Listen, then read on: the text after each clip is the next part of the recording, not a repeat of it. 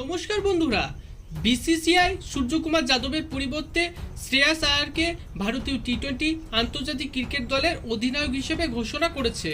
ভারতের পুরুষ আন্তর্জাতিক ক্রিকেট দলের অধিনায়ক হয়েছেন শ্রেয়াস আয়ার। সূর্যকুমার যাদবের ব্যাট হাতে পারফরমেন্স ও ফিটনেসের কারণে তাকে ক্যাপ্টেন থেকে সরানো হয়েছে। অলিম্পিকে ও 2028 সালে টি-20 ওয়ার্ল্ড কাপে বেশি মনোযোগী হওয়ার জন্য বিসিসিআই এই সিদ্ধান্ত নিয়েছে। সূর্যকুমার যাদবের নেতৃত্বে ভারত এশিয়া কাপ ও টি-20 বিশ্বকাপ জিতেছে। সূর্যকুমার 50টিরও বেশি আন্তর্জাতিক ক্রিকেটে অধিনায়কত্ব করেছেন। তার নেতৃত্বে ভারত 82% ম্যাচ জিতেছে। তিনি ক্যাপ্টেন্সির দিক থেকে সফল হলেও বর্তমানে তার ব্যাট হাতে পারফরমেন্স খুবই হতাশাজনক। আইপিএল 2026-এও তিনি ভালো পারফরমেন্স দিতে পারেনি। অনেক দিন থেকেই এই খবর আসছিল যে সূর্যকুমার যাদবকে টি-20 দলের ক্যাপ্টেন থেকে সরানো হবে। শ্রেয়াস আয়ারের বর্তমানে বিশেষ দায়িত্ব রয়েছে।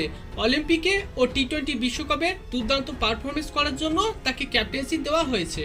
তিনি ভারতীয় ওডিআই দলের সহ অধিনায়ক এবং কলকাতা নাইট রাইডার্সকে 2024 সালে তিনি চ্যাম্পিয়নও করেছিলেন তার নেতৃত্বে। আইপিএল এর বিভিন্ন franchise Punjab kings, Kolkata knight riders ও দিল্লি ক্যাপিটালসকে তিনি নেতৃত্ব দিয়েছেন। শ্রেয়াস আয়ার টি-20 ক্যাপ্টেন্সি পাওয়ার পরেই ইংল্যান্ড ও আয়ারল্যান্ডের বিপক্ষে টি-20 সিরিজ খেলবে। শ্রেয়াস আয়ার এখনো পর্যন্ত টি-20তে ভারতের হয়ে 51টি ম্যাচ খেলেছেন। 51টি ম্যাচ খেলে 1104 রান করেছেন। Batting average 13.67, strike rate 136, highest score not out 74 এবং হাফ সেঞ্চুরি করেছেন 8টি। তো বন্ধুরা, বিসিসিআই কি সঠিক সিদ্ধান্ত নিয়েছে সূর্যকুমার যাদবের পরিবর্তে শ্রেয়াস আয়ারকে নতুন ক্যাপ্টেন করা?